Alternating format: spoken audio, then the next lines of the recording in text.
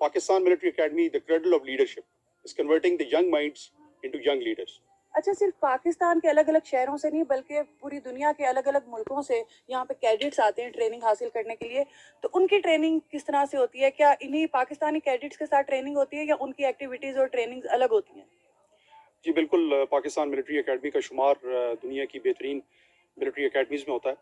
तो हमारे पास भी जो फ्रेंडली कंट्री से हमारे कैडेट्स आते हैं, हम उनको पाकिस्तानी ट्रेनिंग के मुताबिक ही उनको ट्रेन करते हैं। अच्छा मेजर साहब, यहाँ पे एक बड़ी चीज़ इम्पॉर्टेंट है, जो सवाल है वो ये है कि यहाँ पे कैडेट्स जो हैं वो डिफरेंट एरिया से आते हैं, डिफरेंट शहरों से आते हैं। हर किसी की एबिलिटी जो है, हर किसी का स्टेमिना जो है वो अलग होता है। आप सभी लोगों को ट्रेन करते हैं और एक ही लेवल पे लाते हैं, एक ही सांचे में डालते हैं, तो ये कितना चैलेंजिंग रहता है आप लोगों के लिए? इसमें अगर मैं बात करूँ तो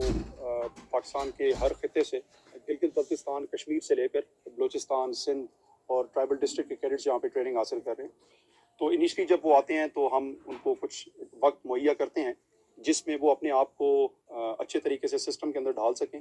और हमारा पूरा एक ट्रेनिंग का साइकिल है जिसमें एक हम उनको सिस्टमेटिक और प्रोग्रेसिव तरीके से सिस्टम के अंदर डालते हैं। अच्छा मेजर साहब, अभी आपने हमें सारे एस्पेक्ट्स का बताया, प्रोफेशनल ट्रेनिंग किस तरह से की जाती है, इनकी इंटेलेक्चुअल ट्रेनिंग किस तरह से की जाती है, इनकी फिजिकल ट्रेनिंग किस तरह से की जाती है, इसके साथ साथ ये भी बताएं कि इनकी किरदार साजी किस तरह से की जाती है। इसमें इनको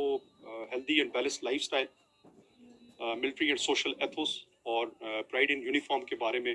आगाही दी जाती है, और इसको पाया तकमील तक लाने के लिए मुख्तलिफ गेस्ट स्पीकर के लेक्चर्स और उनके तजर्बे से आगाही देना, इंफॉर्मेटिव डॉक्यूमेंट्रीज,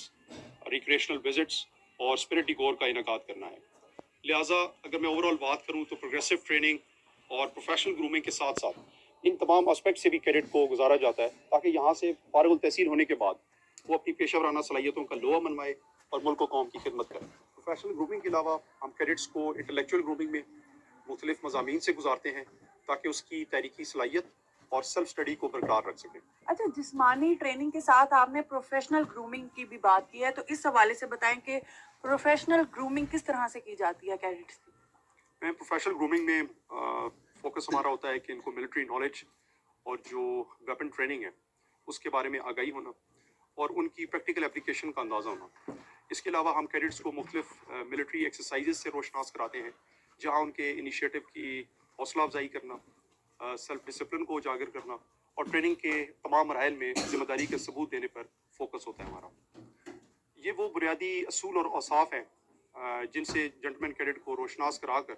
उसको रवायती और गैर रवायती जंग के लिए तैयार किया जाता है, और इसके अलावा ताकि वो यूनिट में जब जाए तो अपने सब ऑर्डिनेट्स की ट्रेनिंग की command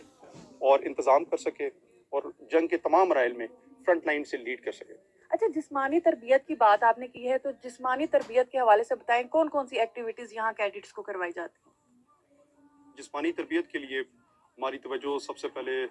physical and mental endurance पे, डिटर्मिनेशन और विल पावर पर होती है, और इस कंप्लीट मकसद को पाया तकमील तक पहुंचाने के लिए हम कैडेट्स को डिफरेंट लॉन्ग मार्चेस एक्सरसाइज में डिफरेंट इंटरवल्स के साथ गुजारते हैं और उनकी जिस्मानी ट्रेनिंग को प्रोग्रेसिव तरीके से कंडीशन करके उनको एक फिटनेस के ख़ास लेवल तक लेकर जाते हैं।